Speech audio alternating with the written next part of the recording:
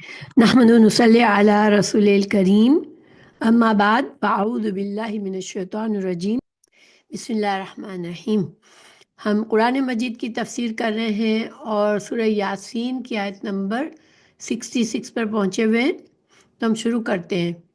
अऊज़ु बिल्लाहि मिनश्शैतानिर रजीम बिस्मिल्लाहिर रहमानिर रहीम। ولو نشاء لطمسنا على أعينهم فاستبقوا الصراط فأنى يبصرون۔ اگر ہم چاہیں تو یقیناً ان کی آنکھیں مٹا دیں، پھر وہ راستے کی طرف بڑھیں تو کیسے دیکھیں گے۔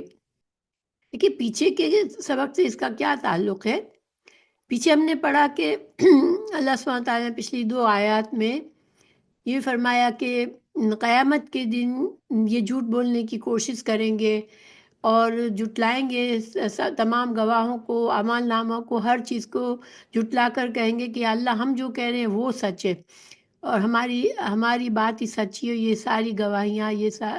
ہمارے لیے یہ ہمارے خلاف ہے، یہ جھوٹی ہے۔ تو اللہ سبحانہ تعالیٰ ان کے منہ پر مہر لگا دیں گے اور پھر ان کے ہاتھ پیر بولیں گے، ان کی زبان بولے گی ان کی مرضی کے خلاف، ان کی جلد بھی ان کے خلاف گواہی دے گی اور یہ جھوٹے ثابت ہو جائیں گے اور پھر عذاب ان پر ہوگا۔ تو سوال یہ پیدا ہوتا ہے کہ جب اللہ سبحانہ تعالیٰ آخرت میں ان پر زبردستی کر کے ان سے سچ کو منوائیں گے، اور جب سچ ان کی خود اپنی زبانیں، ان کے جسم، ان کی جالیں، ان کی جلد، ان کے آنکھ کان، ہر چیز ان کے خلاف جب گواہی دیں گے تو یہ پھر مان لیں گے کہ ہم گمراہ تھے، ہم نے رسولوں کی بات نہیں مانی۔ تو اب دنیا میں اللہ تعالیٰ ان کو کیوں اتنی مہلت دیتا ہے اور ان سے اللہ تعالیٰ ان پر کوئی ایسی زبردست چیز نہیں ڈالتا کہ وہ مجبور ہوئے اور دنیا میں ہی سچ بات کو مان لے۔ یہ دنیا جو ہے یہ اللہ سبحانہ تعالیٰ نے امتحان کی جگہ بنائی ہے، ٹھیک ہے۔ اگر اللہ سبحانہ تعالیٰ ہر کافر، ہر مشرک، ہر جھٹلانے والے کو فوراً سے پکڑتا اور ان کو مجبور کر دیتا کہ وہ حق کی گواہی دے دیں تو پھر امتحان کی جگہ تو نہیں ہوئی نا۔ اور اللہ تعالیٰ نے بڑا اجر و ثواب بنا کے رکھا ہے ان کے لیے جو کہ غیب بالغیب یقین کر لیتے ہیں، ان کے دلوں کے جو گواہی ہوتی ہے حق کی، وہ جو اللہ تعالیٰ نے ہر بندے میں بچے کو فطرت پر پیدا کیا اور اس کے دل کے اندر جو صلاحیت رکھی ہے حق کو تسلیم کرنے کی، تو جن کا دل اچھا ہوتا ہے، قلب سلیم ہوتا ہے، وہ حق کو مان لیتے ہیں، پھر اس کے اللہ کے فرما بردار ہو جاتے ہیں۔ پھر زندگی میں ان کو مشکلیں، مشقت جو بھی اٹھانی پڑتی ہے اپنے دین پر چلنے کے لیے، ان پر وہ اس کے باوجود وہ اللہ کی فرما برداری سے نہیں ہٹتے، جس کے مقابلے میں کافر جو ہے وہ انکار کر دیتا ہے، پھر اپنی منمانی زندگی گزارتا ہے۔ تو اب کافر کو بھی اللہ تعالیٰ اگر زبردستی مسلمان بنا دے تو پھر تو اس کو بھی آخرت میں عذاب نہیں ملے گا، اور جو انسان اللہ کا فرما بردار مخلص بندہ ہے اس کو وہ بھی جنت میں جائے گا، اور اللہ کے جو نافرمان بندے ہیں جو دنیا میں اپنی منمانی کریں گے وہ بھی پھر جنت میں چلے جائیں۔ تو یہ اللہ کا عدل نہیں ہوا پھر، ٹھیک ہے۔ اللہ سبحانہ تعالیٰ نے عدل کے لحاظ سے عدل سے قائم کیے اس کائنات کو، اور اللہ تعالیٰ نے ہمارا امتحان رکھا ہے اس دنیا میں کہ ہم اگر ہمارے دل کی حق کی گواہی کو مان لیتے ہیں، رسولوں کی بات مان لیتے ہیں اور ایمان کے ساتھ زندگی گزارتے ہیں تو ہی ہمیں جنت کی اور آخرت کی نعمتیں نصیب ہوگی۔ تو پھر اللہ تعالیٰ یہاں فرما رہے ہیں کہ ہاں ہم کر سکتے ہیں ایسا، ہم ان کے ہر انکار کرنے والے کو فوری طور پر ہم مجبور کر دیں، اور کہ وہ جو ہے جیسے ہی وہ انکار کرے اس کے اوپر اللہ کا عذاب آنے لگے، اور وہ اس کی تمسا یف میں سو سے مطلب ہے مٹانا، ٹھیک ہے۔ تو اللہ کے بغیر اس کے معنی یہی ہے، اللہ کے لفظ سے مراد مٹانے میں مبالغہ ہے، یعنی اللہ تعالیٰ ایک مبالغے سے فرما رہے ہیں کہ اگر ہم چاہیں تو ان کی آنکھیں سرے سے ہی مٹا دیں، یعنی کہ ان کی آنکھیں جہاں آنکھیں بنی ہوئی ہیں ان کے چہروں پر، وہاں پر آنکھوں کے بجائے گڑھے بنا دے یا بالکل چٹیل بنا دے ان کے چہروں کو اور آنکھیں ہوں ہی نہ، تو پھر وہ راستے کو کی طرف بڑھے تو کس طرح سے دیکھیں گے؟ یعنی نہ جیسے ہی کوئی انکار کرے اللہ تعالیٰ فوراً سے ایسا کر دیتا تو پھر کوئی انکار کی جرت ہی نہ کرے۔ اور اللہ لو جو ہے، چونکہ لو میں ایک جو شرط کی بات کا جواب نہیں ہوتا، یعنی کہ اللہ تعالیٰ نے فرمایا کہ اگر ہم چاہیں، تو اب اس کا جواب کیا ہے یہ یہاں پر نہیں لکھا ہوا ہے۔ جب لو سے بات شروع ہوتی ہے تو اس کا جواب ہمیں خود بخود سمجھ آتا ہے، جیسے کہ اس کا جواب یہ ہے کہ اللہ تعالیٰ نے فرمایا نہیں، ہم ایسا نہیں کرتے، ہم فوراً سے ان کی آنکھوں کو نہیں مٹا دیتے جب یہ آنکھیں حق دیکھ کر بھی انکار کرتی ہیں، ہم ان کو مہلت دیتے ہیں، اور وہ اس مہلت سے فائدہ اٹھا کے اللہ کی مسلسل نافرمانی بھی کرتا ہے، جب بھی اللہ تعالیٰ اس کو ڈھیل دیتا ہے کہ اس کی مہلت جو بھی اس کی حجت تمام ہونی ہے، تاکہ وہ آخرت میں پھر اس کو سزا کا پوری طرح سے وہ حقدار ہو جائے۔ پھر اللہ تعالیٰ نے فرمایا وَلَوْ نَشَاءَ لَمَسَخْنَاهُمْ عَلَى مَكَانَتِهِمْ۔ مسخ کا معنی ہوتا ہے انسان کی شکل اس کے کسی طرح سے بگاڑ دی جائے، جو اس کو شکل اللہ نے دی ہے اس سے کسی دوسری شکل میں بدل دے، یعنی جیسے دیکھیں بندر ہے، خنزیر ہے، پتھر ہے، اور مکانتن کے معنی ہے یہ مکان کی مؤنث ہے، یعنی کہ جگہ، ٹھیک ہے، یعنی اگر ہم چاہیں تو جب وہ کفر و شرک کا ارتکاب کرے انہیں زمین کے عین اسی ٹکڑے پر مس کر دے، پھر وہ نہ وہ آگے جا سکے نہ گھر واپس جا سکے، یعنی کہ اگر فوراً سے ہر انکار کرنے والے پر، حق کو جھٹلانے والے کا جیسے ہی وہ جھٹلائے ویسے ہی اس کی شکل بندر کی طرح بن جائے یا خنزیر کی طرح بن جائے یا وہ پتھر کا بن جائے، تو پھر کیا ہو؟ اور اللہ تعالیٰ تو چاہے تو یہ بھی کر سکتا ہے، ٹھیک ہے، لیکن اللہ یہ نہیں چاہتا۔ اللہ تعالیٰ کتنے ہی برے بندہ ہوتا ہے اس کو اس کی مہلت ضرور پوری کرنے دیتا ہے، اور یہ اللہ کی رحمت ہے۔ پھر اللہ تعالیٰ نے ایک اور دلیل پیش کی وَمَن نُعَمِّرْهُ نُنَكِّسُهُ فِي الْخَلْقِ، ہم جس کو اللہ تعالیٰ نے فرمایا وَمَن نُعَمِّرْهُ نُنَكِّسُهُ فِي الْخَلْقِ أَفَلَا يَعْقِلُونَ، کہ ہم جسے زیادہ عمر دیتے ہیں اسے بناوٹ میں الٹا کر دیتے ہیں، تو کیا یہ نہیں دیکھتے؟ یعنی اللہ تعالیٰ یہاں ایک اور دلیل بتا رہے ہیں کہ زندگی کے بعد اللہ تعالیٰ کا دوبارہ اٹھانا کوئی مشکل تو نہیں ہے۔ انسان کو بھی جب وہ پیدا ہوتا ہے جس طرح سے، تو بچہ ہوتا ہے بالکل ہی وہ بے بس ہوتا ہے، وہ اپنا کچھ بھی نہیں کر سکتا، تو وہ وقت اور پھر وہ بڑا بنتا ہے، اس کو اللہ تعالیٰ طاقت دیتا ہے، صلاحیتیں دیتا ہے، وہ زندگی میں بڑے بڑی چیزیں کرتا ہے، چاہے وہ اچھے کام کرے چاہے وہ برے کرے، لیکن اس کو اللہ نے طاقت دی ہوئی ہے اور صلاحیتیں دی ہوئی ہیں۔ پھر ایک وقت آتا ہے کہ وہی شخص بالکل ایسا بن جاتا ہے کہ وہ کچھ بھی نہیں جانتا، بالکل بڑھاپے میں، سخت بڑھاپے میں انسان ایسا ہی محتاج ہوتا ہے جیسے کہ نیا بچہ پیدا ہوتا ہے اس وقت وہ محتاج ہوتا ہے۔ دیکھیں زندگی میں ہو سکتا ہے اس نے بہت کارنامے دیے ہو، اللہ تعالیٰ نے اس کو بہت بڑی عقل دی ہو، اس کو بہت سی صلاحیتیں دی اور پتہ نہیں کیا کیا اس نے کام کیے ہو دنیا میں، اور مگر جب بڑھاپا شدید بڑھاپے وہ بالکل بچہ بن جاتا ہے۔ اللہ تعالیٰ نے دوسری جگہ فرمایا سورہ روم آیت نمبر 45 میں، اور اللہ وہ ہے جس نے تمہیں کمزوری سے پیدا کیا، پھر کمزوری کے بعد قوت بنائی، پھر قوت کے بعد کمزوری اور بڑھاپا بنا دیا۔ پھر پیدا کرتا ہے جو وہ چاہتا ہے، اور وہی سب کچھ جاننے والا ہے، ہر چیز پر قادر ہے۔ یعنی کہ یہاں پر یہی سائیکل بتایا گیا اس آیت میں بھی کہ بچہ کمزور پیدا ہوا، بالکل ہر طرح سے مکمل طور پر دوسروں کا محتاج ہوتا ہے، پھر وہ اس کو اللہ طاقت بخش دیتا ہے، وہ جوانی کو پہنچتا ہے، پھر آہستہ آہستہ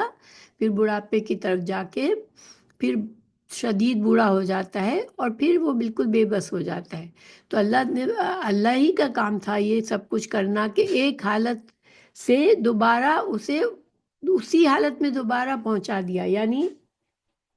زندگی کے شروع میں جو اس کی حالت تھی کمزور والی حالت، وہی حالت اس کی اب مرنے کے قریب ہوا تو پھر سے وہی حالت میں اللہ نے ہی پہنچایا اسے، تو گویا کہ اللہ سبحانہ تعالیٰ مرنے کے بعد انسانوں کو اٹھا کر وہ اس کی جو زندہ کی حالت تھی ایسا اسے بنا سکتا ہے. وہ پہلے زندہ کچھ نہیں ہوتا، پھر اللہ اسے زندگی دیتا ہے اور وہ زندہ بن جاتا ہے، ایک انسان بن جاتا ہے. پھر اللہ تعالیٰ اسے موت دیتا ہے، پھر اللہ تعالیٰ دوبارہ اس کی زندگی کو لوٹا سکتا ہے. یہ اللہ تعالیٰ جو چاہے کر سکے، اور یہ ایک دلیل ان کے سامنے رکھی جا رہی ہے جو ہر انسان کو سمجھ آتی ہے. اللہ وہ ہے جس نے تمہیں کمزوری سے پیدا کیا، پھر کمزوری کے بعد قوت بنائی، پھر قوت کے بعد کمزوری اور بڑھاپا بنا دیا. وہ پیدا کرتا ہے جو وہ چاہتا ہے، وہی سب کچھ جاننے والا ہے، ہر چیز پر قادر ہے. پھر دوسری جگہ فرمایا سورہ حج 5 میں، پھر ہم تمہیں ایک بچے کی صورت میں نکالتے ہیں، پھر تاکہ تم اپنی جوانی کو پہنچو، اور تم میں سے کوئی وہ ہے جو قبض کر لیا جاتا ہے، اور تم میں سے کوئی وہ ہے جو سب سے نکمی عمر تک لوٹایا جاتا ہے تاکہ وہ جاننے کے بعد کچھ نہ جانے. یعنی کہ کچھ لوگوں کو کم عمری میں ہی موت آ جاتی ہے، بچپن میں موت آ سکتی ہے، جوانی میں آ سکتی ہے، جو عمر کے کسی بھی حصے میں کسی کو موت آ جاتی ہے، اور کوئی عمر کا پورا سائیکل پورا کر کے پھر سے وہی بڑھاپے میں ایسی حالت میں لوٹ جاتا ہے جیسے وہ بچہ پیدا ہوا تھا، کمزور اور بے بس، اور لوگوں کی محنت، لوگوں کی توجہ کا محتاج بن جاتا ہے. پھر اللہ تعالیٰ نے فرمایا افلا یعقلون، یعنی یہ دو مثالیں بتا کے پھر فرمایا کہ کیا یہ بات یہ لوگ عقل نہیں رکھتے، یہ لوگ سمجھتے نہیں ہیں. تو اس کی دو تفسیریں کی گئی ہیں. ایک یہ کہ زندگی کے ان انقلابات کو دیکھ کر بھی یہ لوگ نہیں سمجھتے کہ یہ انقلابات لانے والی ہستی کے لیے انسان کو دوبارہ زندہ کرنا اور قیامت برپا کرنا کچھ مشکل نہیں ہے، بلکہ آخرت اور جزائے اعمال حق ہے. شاہ عبد القادر بھی لکھتے ہیں کہ جیسے بچہ سست، یعنی کہ وہ اپنے ہاتھ پیر بھی، یعنی اپنے پیروں پہ کھڑا بھی نہیں ہو سکتا جب بچہ پیدا ہوتا ہے، بول بھی نہیں سکتا، تو پھر بڑھاپے میں بھی اس کی یہ حالت ہو جاتی ہے. تو اس سے بھی انسان کو سمجھنا چاہیے کہ اللہ دوبارہ پیدا کر سکتا ہے. اور اس کی دوسری تفسیر یہ ہے کہ پھر بھی کیا یہ لوگ نہیں سمجھتے کہ جو پروردگار عمر دے کے کر بناوٹ میں الٹا کر دیتا ہے، وہ اس پر بھی قادر ہے کہ آنکھیں دینے کے بعد انہیں مٹا دے اور اچھی صورتیں عطا کرنے کے بعد انہیں مسخ کر دے. گویا کہ اللہ ہر چیز پر قادر ہے. پھر اللہ سبحانہ تعالیٰ نے فرمایا وما علمناه الشعر وما ينبغي له إن هو إلا ذكر وقرآن مبين لينذر من كان حيا ويحق القول على الكافرين. اللہ تعالیٰ فرما رہے ہیں ہم نے نہ اسے شعر سکھایا، یعنی کہ رسول اللہ صلی اللہ علیہ وسلم کو جو کلام دیا گیا ہے وہ شاعری نہیں ہے. اللہ نے رسول اللہ صلی اللہ علیہ وسلم کو اشعار کہنا نہیں سکھایا ہے، نہ وہ اس کے لائق ہے. یعنی شعر کہنا ایک نبی کی شان کے خلاف ہے کہ وہ شاعر بنے اور شاعری کرے. کیونکہ وہ تو سراسر نصیحت اور واضح قرآن کے سوا کچھ نہیں. اللہ تعالیٰ کی کتاب جو ہے وہ انسانوں کی ہدایت کے لیے آئی ہے، خیر خواہی والی کتاب ہے، نصیحت ہے، اس میں واضح اللہ تعالیٰ کے احکامات ہیں. یہ انسان کو انٹرٹین کرنے کے لیے نہیں آئی ہے کہ ہم جیسے بعض لوگ شاعروں کے پاس جاتے ہیں ان کا کلام سن کر وہ خوش ہوتے ہیں، تو ان کو صرف لوگوں کو خوش کرنے کے لیے کلام نہیں آیا، نہ ان کی تفریح کی مہیا کرنے کے لیے آیا ہے. قرآن کا مقصد کیا ہے؟ لِيُنذِرَ مَن كَانَ حَيًّا وَيَحِقَّ الْقَوْلُ عَلَى الْكَافِرِينَ. قرآن کے نزول کا مقصد یہ ہے کہ اس کے ذریعے لوگوں کو ڈرایا جائے جو زندہ ہو، اور انکار کرنے والوں پر بات ثابت ہو جائے گی. اور جو دیکھیے یہاں پر زندہ کس کو کہا گیا کہ جو انسان اپنے آنکھوں کو، کانوں کو، دماغ کو استعمال کرتا ہے، حق کو سنتا ہے، اور قرآن میں آیات ہیں ان کو اور کائنات کی آیت کو دیکھ کر اللہ کو پہچانتا ہے. یہ زندگی کی علامت ہے، ٹھیک ہے، یہ زندہ دل انسان ہے. اور لیکن جو انکار کرنے والے ہیں تو پھر وہ اپوزٹ ہوئے کہ وہ زندہ نہیں ہے، وہ مردہ ہے۔ تو اب اس آیت کو ہم سمجھتے ہیں، وَمَا عَلَّمْنَاهُ الشِّعْرَ وَمَا يَنبَغِي لَهُ۔ تو پچھلی آیات سے اس کی مناسبت کیا ہے؟ تو پچھلی آیت میں کفار توحید اور آخرت اور زندگی کے بعد موت اور جنت و دوزخ کے متعلق نبی کریم صلی اللہ علیہ وسلم کی باتوں کو محض شاعری قرار دے کر اپنے خیال میں بے وزن ٹھہرانے کی کوشش کرتے تھے۔ یہ قرآن میں کئی بار ہمیں پتہ چلتا ہے کہ مشرکین مکہ آپ صلی اللہ علیہ وسلم پر مختلف قسم کے اعتراضات کرتے تھے۔ اس میں ایک یہ بھی تھا کہ آپ جو کلام بیان کرتے ہیں وہ شاعری ہے، تو یہ ان کے اس الزام کا رد ہے۔ یعنی آپ صلی اللہ علیہ وسلم نبوت و رسالت کے جس مقام پر فائز ہیں، شاعری کو اس سے کوئی مناسبت نہیں ہے۔ شاعری کا حسن اور کمال تو جھوٹ، مبالغہ آرائی، خیالی بلندی اور پروازی اور فرضی نکتہ آفرینی ہے۔ یعنی دیکھیں اشعار میں جو باتیں ہوتی ہے، شاعر کا کیا مقصد ہوتا ہے کہ وہ اس طرح سے وزن پیدا کرے اس کے کلام میں کہ ایک قافیہ بندی کرتا ہے وہ، اور اس کا اصل جو مطلب ہوتا ہے وہ کوئی بلندی اس میں نہیں ہوتی ہے، بس ایک طرح سے باتوں کو خوشنما بنا کے پیش کیا جاتا ہے، اور جو باتیں ہوتی ہیں وہ فرضی باتیں ہوتی ہیں، یعنی کہ کوئی حقیقی دلائل یا اس سے کوئی تعلق نہیں ہوتا شاعری میں۔ تو جب کہ نبی کریم صلی اللہ علیہ وسلم کی شان ان چیزوں سے بلند اور بالا ہے۔ اللہ تعالیٰ نے رسول اللہ صلی اللہ علیہ وسلم کی طبیعت ایسی رکھی کہ جو باوجود خاندان عبد المطلب سے ہونے کے، جس کا ہر فرد فطرتاً شاعر ہوتا تھا، پوری عمر میں کوئی شعر نہیں کہا۔ یعنی آپ صلی اللہ علیہ وسلم کا جو خاندان تھا، عبد المطلب کا خاندان، اس میں بہت سے لوگوں کو اشعار کہنے کی صلاحیت تھی ان میں، اور اس ماحول میں رسول اللہ صلی اللہ علیہ وسلم کی بھی دلچسپی اس میں ہو سکتی تھی، مگر آپ صلی اللہ علیہ وسلم نے شروع سے شاعری میں دلچسپی نہیں لی تھی۔ کہ ہاں کبھی کبھار جیسے جب جہاد میں ہوتے تھے مسلمان، تو آپ صلی اللہ علیہ وسلم کی زبان سے کوئی ایسی عبارت یا نکلتی تھی جس کا وزن جیسے شعر کی طرح لگتا تھا، تو اس وقت دیکھیں جب جنگ کے وقت مجاہدین کو ابھارنے کے لیے کوئی بات کہتے تھے، یا تو ایسا لگتا تھا کہ اشعار میں بات کی آپ نے، لیکن وہ الگ بات تھی، ٹھیک ہے۔ شعر و شاعری نہیں اس کو کہا جا سکتا۔ شعر اور شعراء پر مفصل کلام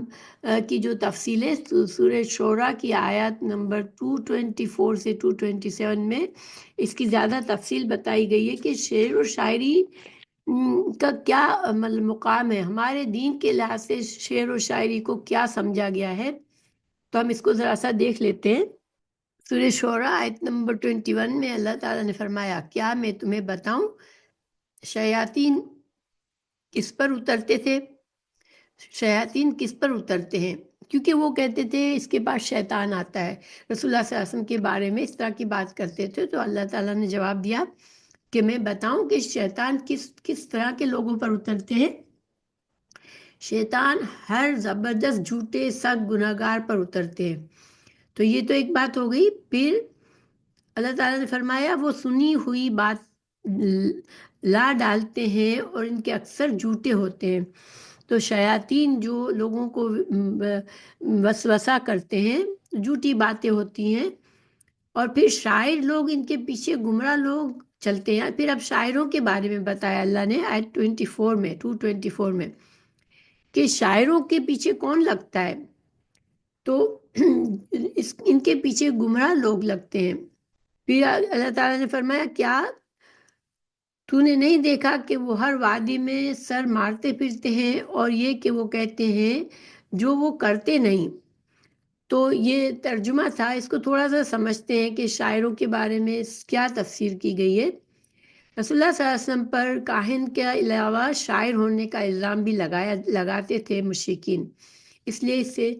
آپ سے کہانت کی نفی کے بعد شاعر ہونے کی نفی بھی فرمائی، یعنی جب شیطان کن پر اترتے ہیں تو وہ کاہنوں پر اترتے ہیں، اور شاعر آپ صلی اللہ علیہ وسلم نہیں ہے، کیونکہ شعراء کی کیا صفات بتائی گئی. دیکھیں 3 خصوصیات بتائی گئی شعراء کی عنایت میں. نمبر 1 کہ شعراء کے پیچھے گمراہ بھٹکے ہوئے اور اوباش قسم کے لوگ لگتے ہیں، پھر جن کے پیچھے لگنے والے گمراہ ہوں، خود ان کے گمراہ ہونے میں کیا کمی ہوگی. یعنی جو گمراہ ہوتے ہیں انہی کے پیچھے گمراہ لوگ لگتے ہیں، اور شاعر کی شاعری میں شاعری پر ایسے ہی لوگ اس کے پیچھے جاتے ہیں، اس کو پسند کرتے ہیں، اس کو سنتے ہیں. تو شعراء کے پیچھے گمراہ اور بھٹکے ہوئے اوباش لوگ لگتے ہیں. عرب کے سب سے بڑے شاعر امرؤ القیس نے جس بے حیائی اور فحاشی کی اشاعت کی اپنے شعروں میں اس کی مثال نہیں ملتی. یہاں تک کہ اہل عرب بھی اسے اپنا سب سے بڑا شاعر ماننے کے باوجود اس کو رند بادشاہ کہتے تھے، یعنی وہ گندی باتیں کرتا تھا، ڈالتا تھا، ہاں لفظوں کی لفاظ ہی کرتا تھا، وزن سے لفظوں کو ملاتا تھا، قافیے ملاتا تھا، اور کلام کو جسے بظاہر خوبصورت بناتا تھا، مگر اس میں شہوت بھڑکانے والے فحش باتیں ہوتی تھی. کسی کی بے جا مداح کرتے ہیں اور کسی کی ناجائز مذمت کرتے ہیں. اس کے لیے ان کے ساتھی بھی اسی قبیل کے لوگ ہوتے ہیں، جبکہ رسول اللہ صلی اللہ علیہ وسلم اور آپ کے ساتھی انتہائی سچے اور پاک باز، شریف اور مہذب تھے. ایسے شخص کو شاعر وہی شخص کہہ سکتا ہے جو جھوٹ بولنے میں حیا کی ساری حدیں پار کر دے. پھر 225 میں جو بات کہی اس میں دوسری صفات بتائی شاعروں کی کہ وہ ہر وادی میں بھٹکتے پھرتے ہیں. تو یہ شاعروں کی دوسری خصوصیت ہے کہ یہاں بیان کی گئی کہ وہ جب انہیں کوئی خیال آتا ہے اسے اچھوتے انداز میں شعر کے قالب میں ڈھال دیتے ہیں. انہیں اس سے غرض نہیں ہوتی کہ یہ رحمانی ہے کلام ہے یا شیطانی بات ہے یا روحانی بات ہے یا نفسانی بات ہے. اس سے خیر کے جذبات پیدا ہوں گے یا شر کے. یعنی ان کی شاعری میں ان کو یہ احتیاط نہیں ہوتی کہ ان کے اشعار سن کے لوگوں کے اندر کون سے جذبات ابھریں گے، کیا ان کے اندر اچھے جذبات ابھریں گے، کیا ان کے اندر شر کے جذبات ابھریں گے. کیونکہ جب انسان شاعری سنتا ہے تو وہ اس کے جذبات پر اس کا اثر آتا ہے. اب اچھے شاعر کی پاکیزہ اگر کوئی پاکیزہ بات ہے تو انسان کے اچھے جذبات ابھرتے ہیں، اور جب گندی باتیں ہیں، کوئی فحش باتیں ہیں، تو پھر اس سے انسان کے جو شر کے جذبات ہوتے ہیں وہ ابھرتے ہیں. کبھی شعراء جو ہے کبھی تعریف کر کے اسے آسمان پر چڑھاتے ہیں کسی کو، اور کبھی کسی کی ہجو اور مذمت کر کے اسے زمین سے نیچے پر پٹخ دیتے ہیں. ایک شعر سے معلوم ہوگا کہ شاعر ولی ہے، جبکہ دوسرے شعر سے پتہ چلتا ہے کہ وہ شیطان ہے. ایک ہی سانس میں وہ نیکی اور بدی دونوں کی باتیں بے تکلف کہہ دے گا، لیکن کہے گا ایسے مؤثر اور دلچسپ انداز میں کہ سننے والے ان دونوں سے متاثر ہو جائیں گے. لیکن نفس انسانی چونکہ نیکی کے بجائے بدی کی باتیں پر عموماً مرغوب ہو جاتا ہے، اس لیے شاعر کے چھوڑے ہوئے بدی والے اثرات اور نقوص تو قائم رہتے ہیں، مگر نیکی کے اثرات غائب ہو جاتے ہیں. اور اس طرح ان کا کلام جو ہے وہ اسی بات پر، ان کے کلام پر وہ بات لاحق آتی ہے جو قرآن میں کہی گئی شراب کے بارے میں، جوئے کے بارے میں کہ اسمہما اکبر من نفعہما. یعنی جب شراب اور جوئے کے بارے میں سوال کیا گیا تو اللہ تعالیٰ نے فرمایا تھا کہ یہ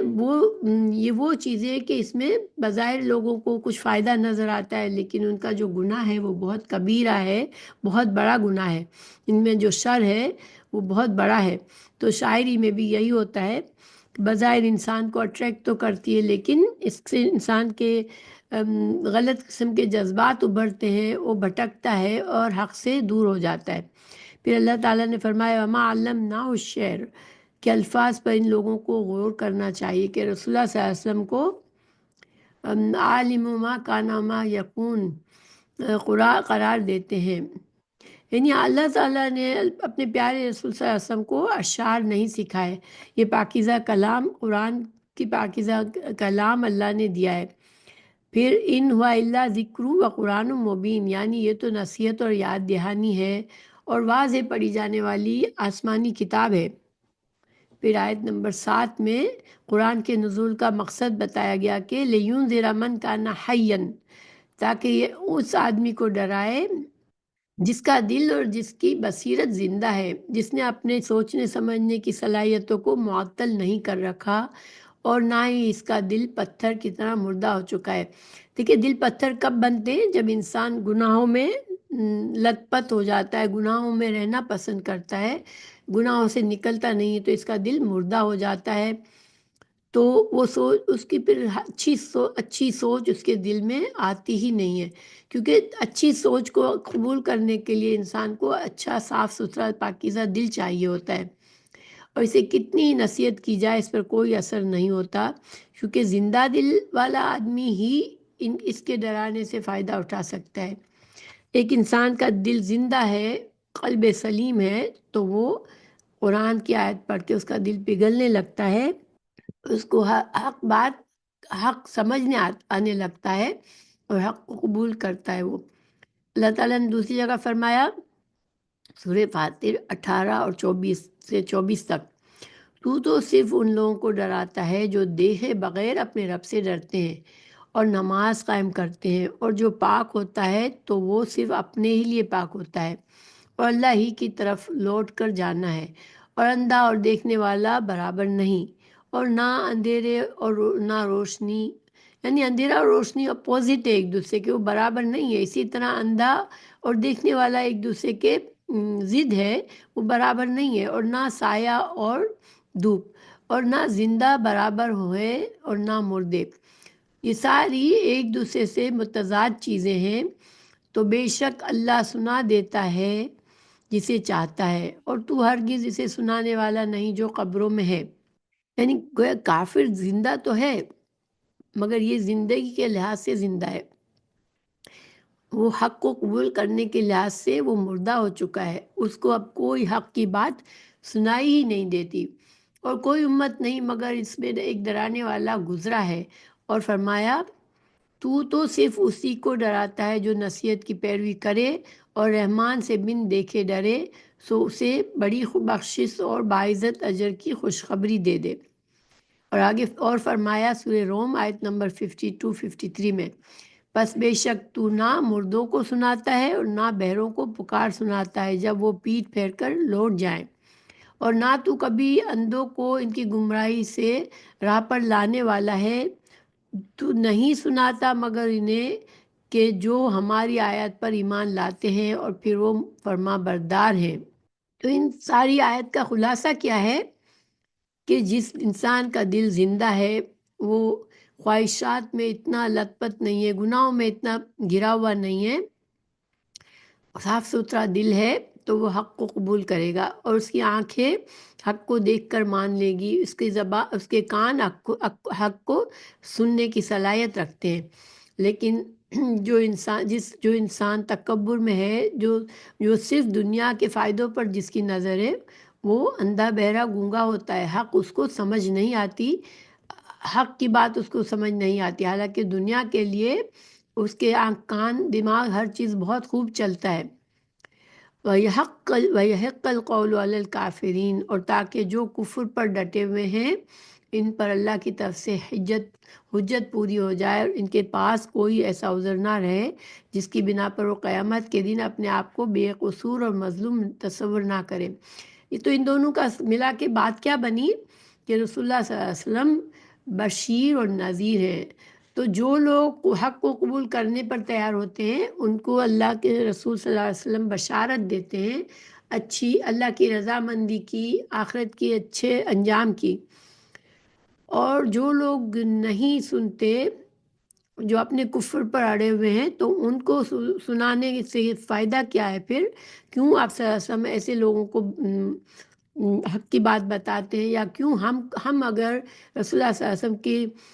تعلیمات کو آگے پہنچانا چاہے تو ہمیں کیوں ایسے لوگوں کو بتانا چاہیے، تاکہ ان کے اوپر بآخرت میں حجت تمام ہو جائے، وہ یہ نہ کہہ سکے اللہ مجھے کیا پتہ، مجھے تو کسی نے بتایا ہی نہیں تھا۔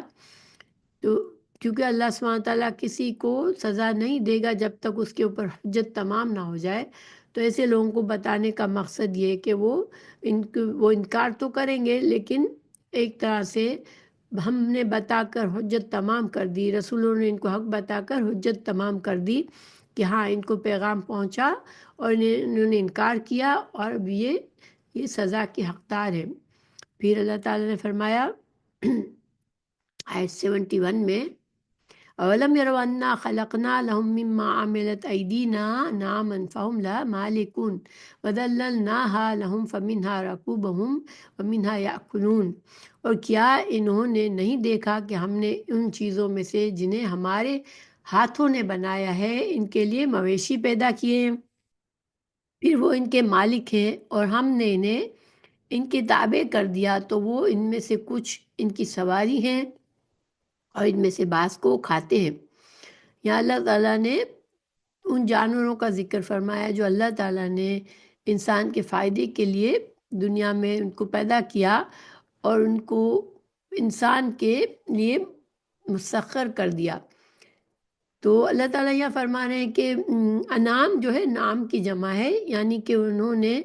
انہیں دیکھا کہ وہ جانور جس کے یہ مالک بنے ہوئے ہیں یہ سب ہم نے پیدا کیے ہیں. اگرچہ اللہ تعالیٰ کے ہاتھ کا ذکر یہاں ہے کہ ہم نے اپنے ہاتھوں سے بنایا، تو دیکھیں اللہ تعالیٰ نے قرآن میں دوسرے مقامات پر بھی اس طرح سے بات فرمائی ہے کہ ہم نے اپنے ہاتھوں سے بنایا. تو ہمیں یہ یقین رکھنا ضروری ہے کہ ہم جو ہیں اللہ تعالیٰ کی صفات میں اللہ کے ہاتھ ہونے کا ذکر ہے، اور اللہ کے ہاتھ اور اللہ کی تمام صفات ایسی ہی ہیں جیسے اللہ تعالیٰ کے شان کے لائق ہے. ٹھیک ہے، نہ ہمیں ان کی تفصیلات میں پڑھنے کی ضرورت ہے کہ وہ کیسے ہیں، کیفیت کیسی ہے،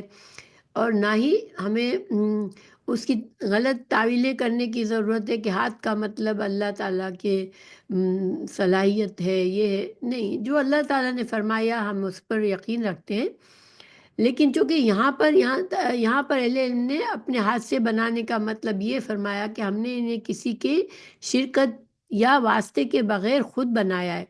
یعنی اللہ تعالیٰ کا ہاتھ سے یہاں پر بنانے کا مقصد یہ ہے کہ صرف اللہ نے انہیں بنایا، کسی اور نے اللہ کی مدد نہیں کی تھی کہ وہ جانوروں کو بنائے اور جانوروں کو بنانے میں اللہ کی مدد کرے. تو ان کے پیدا کرنے میں کسی دوسرے کا ذرا برابر بھی دخل نہیں. پھر اللہ تعالیٰ نے فرمایا وَذَلَّلْنَاهَا لَهُمْ فَمِنْهَا رَكُوبُهُمْ، کہ یعنی ان چوپاؤں کو ہم نے ان کے تابع کر رکھا ہے. اگر ہم دوسری جنگلی جانوروں کی طرح ان کی طبیعت میں بھی وحشت رکھ دیتے تو یہ کبھی ان کے قابو میں نہ آتے، کجا یہ کہ ان کے مالک بنتے. ہمارے تابع کرنے کا نتیجہ یہ ہے کہ ایک چھوٹا سا بچہ بھی اونٹ کی نکیل تھام لے تو اونٹ جیسا قوی اور بڑا جانور اس کے ساتھ چل پڑتا ہے.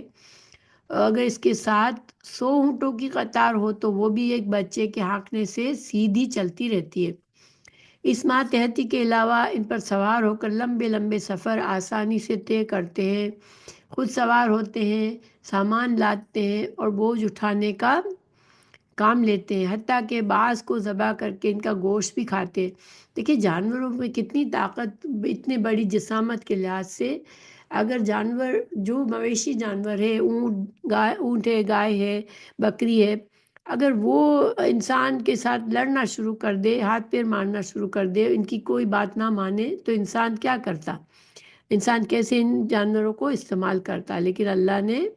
ان جانوروں کو مسخر کیا ہے. اگر ان جانوروں کے اندر ایسی صلاحیتیں آ جاتی جیسے کہ جنگل کے وحشی جانور ہوتے ہیں، شیر ہے، چیتا ہے، تو ان کو انسان استعمال نہیں کر سکتا کیونکہ وہ وحشی ہیں اور وہ انسان کو نقصان پہنچا سکتے ہیں. پھر اللہ تعالیٰ نے فرمایا وَلَهُمْ فِيهَا مَنَافِعُ وَمَشَارِبُ أَفَلَا يَشْكُرُونَ. تو وَاتَّخَذُوا مِن دُونِ اللَّهِ آلِهَةً لَعَلَّهُمْ يَنصَرُونَ لَا يَسْتَطِيعُونَ نَصْرَهُمْ وَهُمْ لَهُمْ جُندٌ مُّحْضَرُونَ. اور ان کے لیے اتنے کئی فائدے ہیں اور پینے کی چیزیں ہیں. دیکھیے جانوروں سے دودھ نکلتا ہے جس کو انسان پیتا ہے، جانوروں کی کھالوں کو استعمال کرتا ہے، تو جانوروں سے انسان کو نہ صرف اپنی غذا کا فائدہ ہے، اپنے لیے کام کرواتا ہے وہ ان سے، بلکہ ان سے دودھ حاصل کر کے وہ اپنی غذا میں شامل کرتا ہے، تو پھر کیا یہ سب باتیں جاننے کے باوجود بھی انسان شکر نہیں کرتا؟ یہ تو کوئی بھی انکار نہیں کر سکتا نا کہ جانوروں کو ہم نے نہیں پیدا کیا، تو اور نہ ہی جانوروں کو ہم کر سکتے اپنے قابو میں، اگر اللہ تعالیٰ ان کو مطیع ہونے کی صلاحیت اس میں نہ ڈالتا، یا اللہ تعالیٰ بندوں کو نہ سکھاتا کہ کیسے ان جانوروں سے کام لیں۔ اور پھر انہوں نے کیا کیا کہ انہوں نے اللہ کے سوا کئی معبود بنا لیے تاکہ ان کی مدد کی جائے۔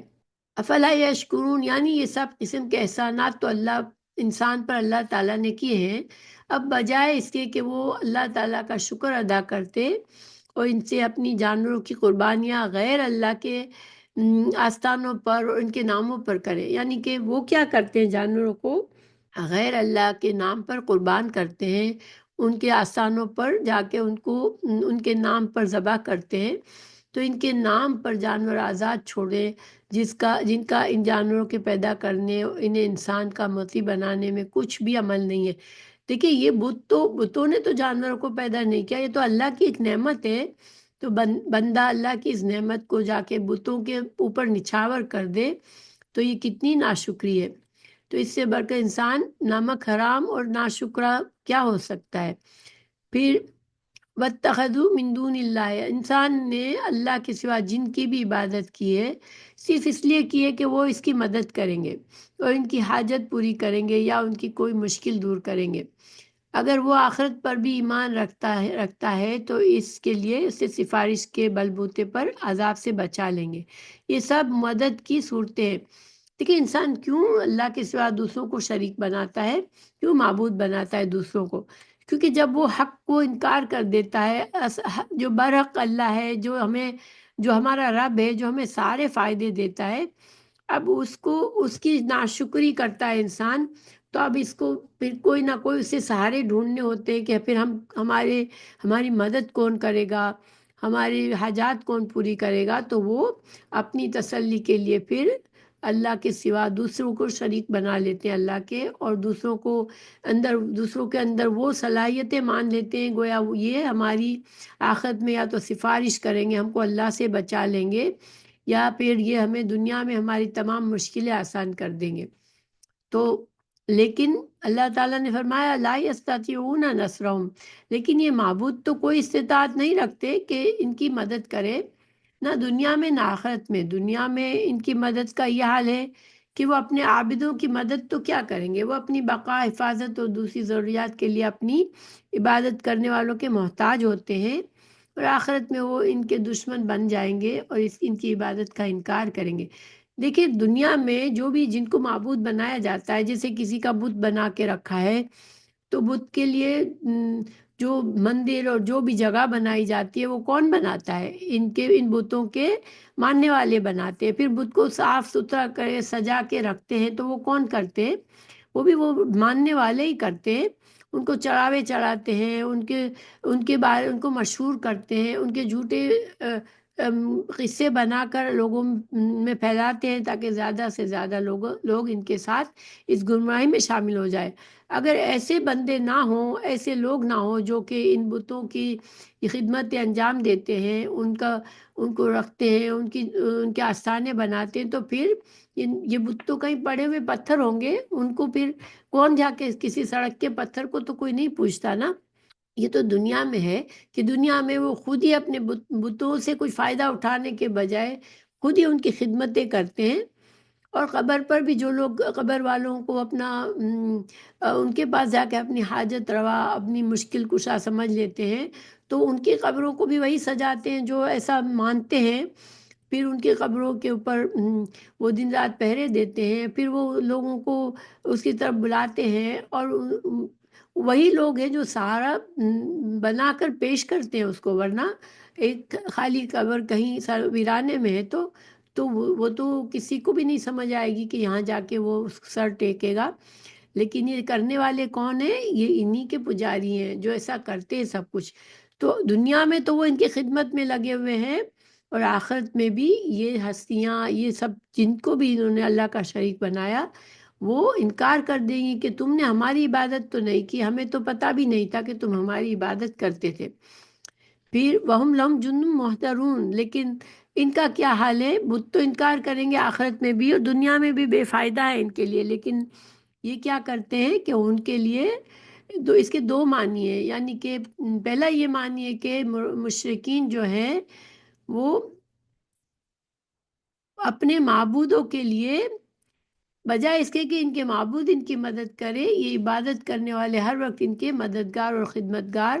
فوج بنے ہوئے ہوتے ہیں، ان کے آستانے تعمیر کرتے ہیں، ان کے آستانوں پر قبروں پر جھاڑو دیتے ہیں، انہیں چمکا کر رکھتے ہیں، ٹھیک ہے، یہ ساری وہ بڑی سعادت مندی سے ان کی خدمتیں کر رہے ہیں اور وہاں لنگر کا انتظام کرتے ہیں، ان کی حمایت میں لڑتے جھگڑتے ہیں، ان کی مشکل کشائی اور حاجت روائی کے جھوٹے قصے بیان کرتے ہیں، لوگوں کو ان کو گرویدہ بناتے ہیں۔ اگر عبادت کرنے والوں کی یہ لشکر نہ ہو تو ان کی خدائی ایک لمحے کے لیے بھی نہ چل سکے۔ تو ایک تو یہی معنی ہے جو پیچھے ہم نے پڑھا، اور دوسرا معنی یہ ہے کہ ہم سے مراد باطل معبود ہیں اور لہم سے مراد مشرکین ہیں، یعنی وہ جھوٹے معبود قیامت کے دن ان کفار کی عبادت کا انکار کر کے انہیں عذاب دینے والوں دلوانے والے لشکر بن جائیں گے، یعنی کہ یہ تو دنیا میں تو یہ خدمتیں کرنے لگے ہوئے ہیں اپنے معبودوں کی، آخرت میں کیا ہوگا کہ جن ہستیوں کی انہوں نے عبادت کی ہوگی وہ ان کی عبادت سے انکار کر کے ان کے خلاف گواہی دے کے ان لوگوں میں شامل ہو جائیں گے جو ان کو عذاب دلوانا چاہتے ہیں۔ تو یہ دونوں معنی کیے گئے ہیں۔ پھر اللہ تعالیٰ نے فرمایا فَلَا يَحْزُنْكَ قَوْلُهُمْ، رسول اللہ صلی اللہ علیہ وسلم کو تسلی دی گئی کہ آپ ان کی جو باتیں آپ کے خلاف یہ کر رہے ہیں ان سے آپ غمزدہ نہ ہو، آپ کو غم نہیں ہونا چاہیے۔ رسول اللہ صلی اللہ علیہ وسلم کو تسلی دی ہے کہ جب ہمارے متعلق ان مشرکین کے جہل اور عناد کا یہ حال ہے تو آپ بھی ان کی باتوں سے غمزدہ نہ ہوں۔ ایک داعی دین کو بہت مخلص ہوتا ہے، اللہ کے نبی بہت مخلص ہوتے ہیں، تو ان کو بہت تکلیف پہنچتی ہے جب لوگ حق کو نہیں مانتے، لیکن اللہ تعالیٰ نے تسلی فرمائی کہ یہ جو کچھ کر رہے ہیں آپ بہت غمزدہ نہ ہو، انا نعلم ما یسرون ما یعلنون، تو اللہ تعالیٰ فرمائے کہ کیونکہ آپ غمزدہ تو تب ہوں جب انہیں کوئی پوچھنے والا نہ ہو، ہم تو ان کی وہ باتیں بھی جانتے ہیں جو وہ چھپاتے ہیں اور وہ بھی جو ظاہر کرتے ہیں، ہمیں معلوم ہے کہ وہ آپس میں آپ کے سچا ہونے کا اقرار کرتے ہیں اور لوگوں کے سامنے آپ کو شاعر، ساحر اور کاہن وغیرہ کہتے ہیں، اسی طرح ہمیں ان کی خفیہ سازشوں کا بھی علم ہے اور اعلانیہ دشمنی کا بھی، آپ فکر نہ کریں، ہم سارا حساب برابر کر دیں گے۔ وہ اللہ تعالیٰ یہاں پر اپنے پیارے رسول صلی اللہ علیہ وسلم کو تسلی فرما رہے ہیں کہ یہ جو بھی کچھ کر رہے ہیں آپ کے خلاف یا جو سازشیں کرتے ہیں ہم جانتے ہیں، اور ہمیں یہ بھی پتہ ہے کہ جب اکیلے ہوتے ہیں تو وہ آپ کی باتوں کو سچا سمجھتے ہیں، مگر سامنے سے وہ آپ کے خلاف جاتے ہیں، کیونکہ وہ اپنے طریقوں کو بدلنا نہیں چاہتے، دنیا کے فائدوں کو کم نہیں کرنا چاہتے۔ اللہ تعالیٰ نے آگے فرمایا 77 میں اولم یر الانسان ہو، یہاں سے سورت کے آخر تک کفار کے اس انکار کی دلیل کے ساتھ جواب دیا جو وہ قیامت کا مذاق اڑانے کے لیے سوال کی صورت میں کرتے تھے کہ متی ھذا الوعد ان کنتم صادقین، چونکہ وہ قیامت کے لیے دلیل مانگتے تھے، قیامت کب آئے گی، کیوں نہیں آ رہی، ہم تو نہیں مان رہے، ہمیں کیوں قیامت واقعہ نہیں ہو جاتی، تو قیامت کا وعدہ کب پورا ہوگا، یعنی یہ مذاق اڑاتے تھے یہ باتیں کر کے، ٹھیک ہے۔ تو ایک انسان جیسے آپ سے اسم کو جھوٹا بتانے کے لیے یا آپ کو نیچا کرنے کے لیے اس طرح کے سوالات کرتے تھے اور پھر کہتے تھے کہ قیامت کچھ بھی نہیں ہے، یہ صرف آپ ہمیں ایسے ہی باتیں کرتے ہیں، نہ ہی کوئی مر کر زندہ ہو سکتا ہے۔ تو اللہ تعالیٰ نے فرمایا اولم یرا، یعنی کیا انسان نے نہیں دیکھا، یعنی اس کا کیا مطلب ہے کہ کیا انسان کو علم نہیں ہے، معلوم نہیں اس کو، کیونکہ کسی بھی شخص نے اپنے نطفے سے پیدا ہونا آنکھوں سے نہیں دیکھا ہے، تو اللہ تعالیٰ غور کرنے کی دعوت دے رہے ہیں یہاں پر، یہ نہیں کہ انسان دیکھ رہا ہے خود اپنی آنکھوں سے کہ ایک نطفہ کس طرح سے اس سے انسان کس طرح بنا، ماں کے رحم میں جو کچھ ہوا انسان کی نظر سے اوجھل ہوتا ہے، مگر اللہ تعالیٰ فرما رہے ہیں کہ مگر علم تو سب کو ہے کہ ہماری بناوٹ انسان کس طرح پیدا ہوتا ہے، تو اللہ تعالیٰ فرما رہے ہیں کہ ایک نطفے سے، نطفہ کی تنوین جو ہے نطفتن، یہ حقارت کے لیے کہ ایک حقیر سے نطفے سے، معمولی اور حقیر قطرے سے یعنی انسان کچھ بھی نہیں تھا، لیکن اللہ نے اس کی بناوٹ کا آغاز ایک حقیر قطرے سے پیدا کیا تھے اسے۔ پھر اس کے بارے میں رسول اللہ صلی اللہ علیہ وسلم کی حدیث بیان کی جاتی ہے کہ آپ صلی اللہ علیہ وسلم نے اپنی ہتھیلی پر تھوکا، پھر اپنی شہادت کی انگلی اس پر رکھی اور فرمایا، اللہ عز و جل فرماتا ہے، اے ابن آدم، تو مجھے کیسے عاجز کر سکتا ہے جب کہ میں نے تجھے اس جیسی چیز سے پیدا کیا ہے۔ جب تیری جان یہاں پہنچ جاتی ہے، یعنی کہ جب تم زندہ ہوتے ہو، پھر اپنی زندگی بھر گزارتے ہو، اللہ کی نافرمانیاں کرتے ہو، پھر جب تمہارا وہ وقت آتا ہے کہ تمہاری جان اب حلق میں اٹکی ہوئی ہے، تو تم کہتے ہو کہ میں صدقہ کرتا ہوں۔ بھلا اب صدقے کا کیا وقت ہے؟ انسان یہ جب اکڑتا ہے، بہت بڑی بڑی باتیں کرتا ہے، تکبر کرتا ہے، رسولوں کو جھٹلاتا ہے، اس وقت یہ بھول جاتا ہے کہ اللہ نے اسے اس کی بناوٹ ایک حقیر قطرے سے شروع کی، اور پھر اللہ نے اس کو پیدا کیا، اس کو ساری طاقتیں عطا کی، اور جب اس کو طاقتیں ملتی ہے، وہ اپنے عروج پر ہوتا ہے، تو وہ غرور و تکبر میں مبتلا ہو کر حق کو انکار کرتا ہے، اور جب اس کو موت آنے لگتی ہے، اس کی موت اس کے حلق میں اٹکی ہوئی ہوتی ہے، تو جان اٹکی ہوئی ہوتی ہے، اس وقت وہ کہتا ہے اچھا، اب اسے احساس ہو جاتا ہے کہ اسے سمجھ آتی ہے کہ میں نے بری زندگی گزاری، اب میں برے انجام کی طرف جا رہا ہوں۔ جب انسان موت کے فرشتے دیکھتا ہے تو اس وقت ابھی انسان مرا نہیں ہوتا ہے، اسے فرشتوں کو دیکھ کے اندازہ ہو جاتا ہے کہ میرا انجام برا ہونا ہے، کیونکہ رحمت کے فرشتے نیک لوگوں کے لیے آتے ہیں، اور عذاب کے فرشتے جو ہے وہ برے لوگوں کے لیے آتے ہیں۔ تو وہ عذاب کے فرشتے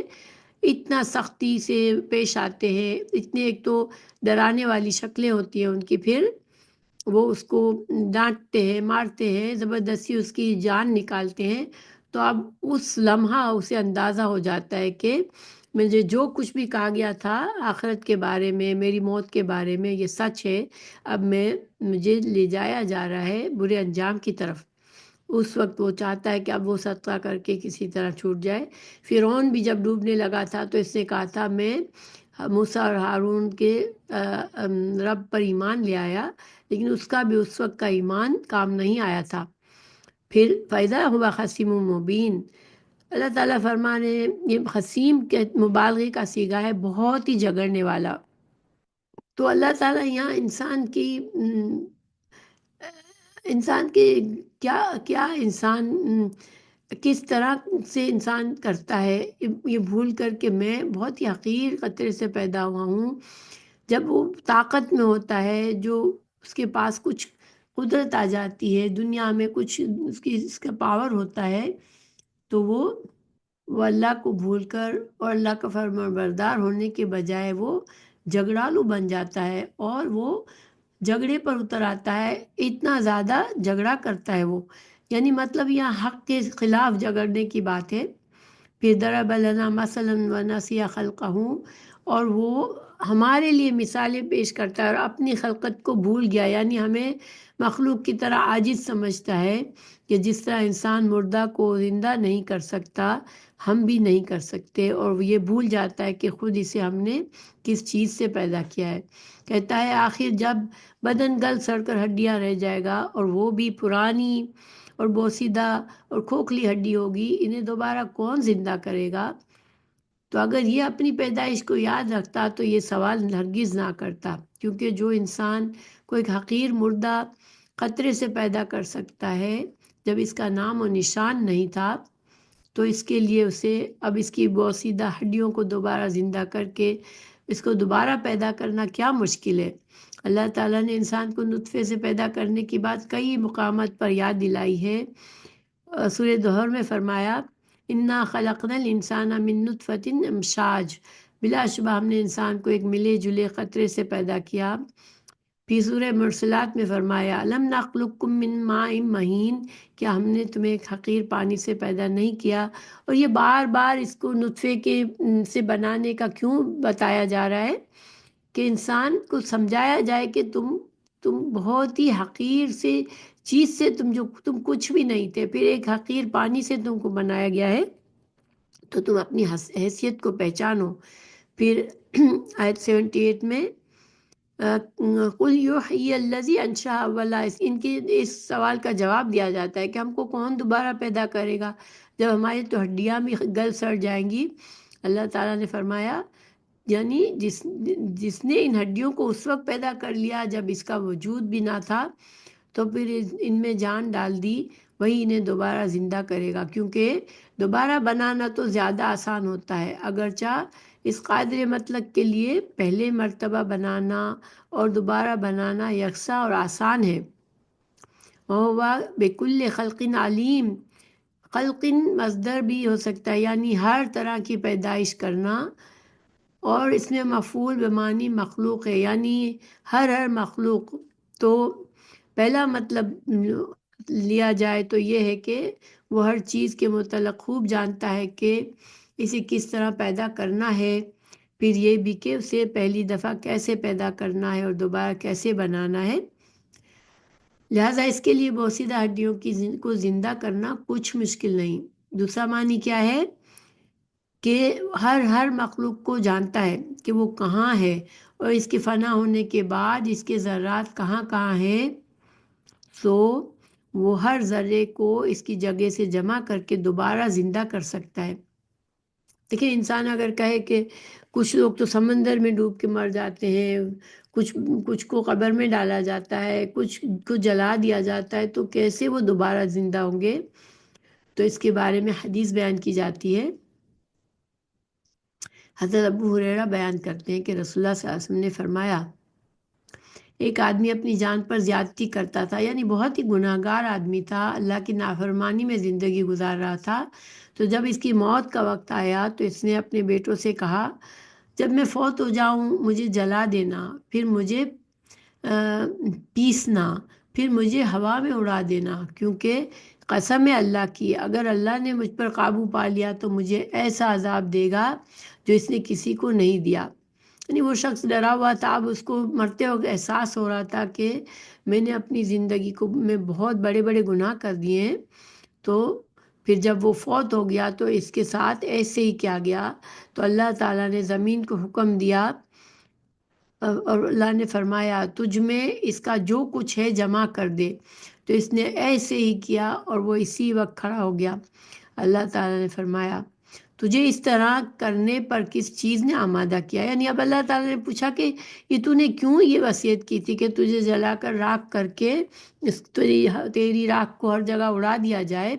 تو اس نے کہا اے میرے رب، مجھے تیرا خوف تھا، تو اللہ تعالیٰ اسے بخش دے گا۔ دیکھیں